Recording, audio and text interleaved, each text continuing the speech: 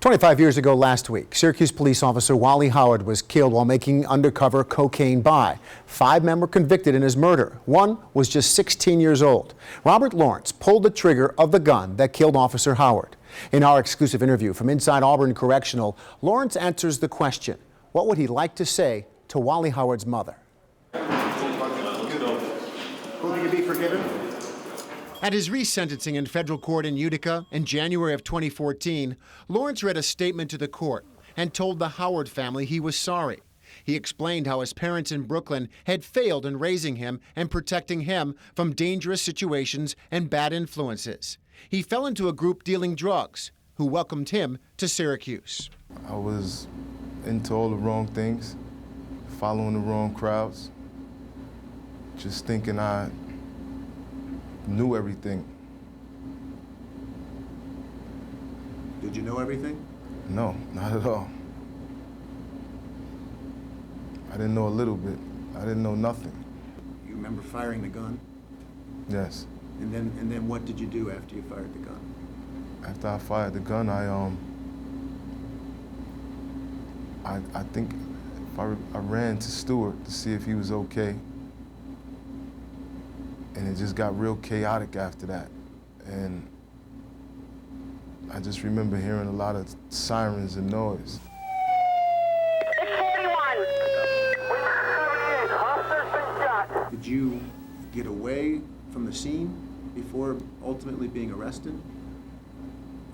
How much time transpired before you ultimately were arrested? Was it? Seconds, maybe 10 seconds. 20 seconds tops. Because it turned out police were everywhere. Yes. They were watching what you were doing. Yes.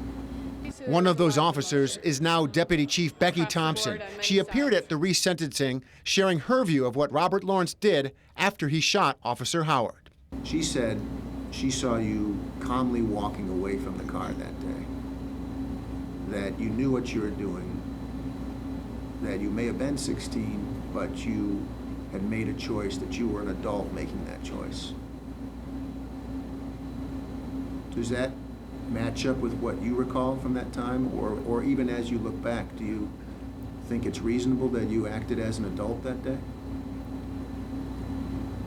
I think I understand her point of view, and it was a close friend of hers who ultimately got killed. But I wasn't an adult, or even acting as an adult. I was a kid that made a life-altering, tragic decision. Lawrence did not know the man he killed was an undercover officer, but during trial, he heard the voice and the laugh of Wally Howard in the minutes before the drug transaction was set to go down. You can kind of turn the tape off until we get going. I'd appreciate it. Or you can tell me to jump in the lake.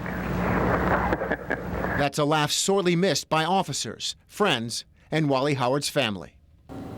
I talked to Officer Howard's mom last night on the phone. Great lady.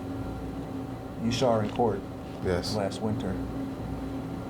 I mentioned I was coming here to talk to you and asked her if there was anything she wanted me to say, and she said, no. What I'd like to say you wouldn't want to print. Is there something you'd like to say to her? It's so much that I want to say, but I don't think the media does it justice. Like, I'm not trying to prove through the media how sorry I am to her. But at the end of the day, I am sincerely and wholeheartedly, apologetic and sorry for taking away her son.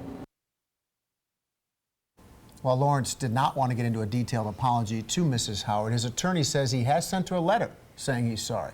As of last Friday, Mrs. Howard had not received the letter and told me she has no interest in reading it. Tonight on NBC3 News at 11, what does Robert Lawrence think about having the possibility of parole? You may be surprised at his first reaction when his attorney called him and said he might get another shot at sentencing on the conviction of murdering Wally Howard. One element that we didn't put in the piece for time was he said, I wasn't old enough to drink, I wasn't old enough to vote, I wasn't old enough to fight in a war, I was a kid that day. The police see it much differently. Right, I was going to say, but he still pulled the trigger, and you have to pay the price for that. Something he admits to. More tonight on NBC3 News at 11. That is NBC3 News tonight at 6. Thanks for joining us tonight. I'll see you again for the CW6 News at 10 and NBC3 News at 11. I'm Matt Mulcahy. I'm Lisa Spitz. I'll see you bright and early tomorrow morning, starting at 4 o'clock. Have a great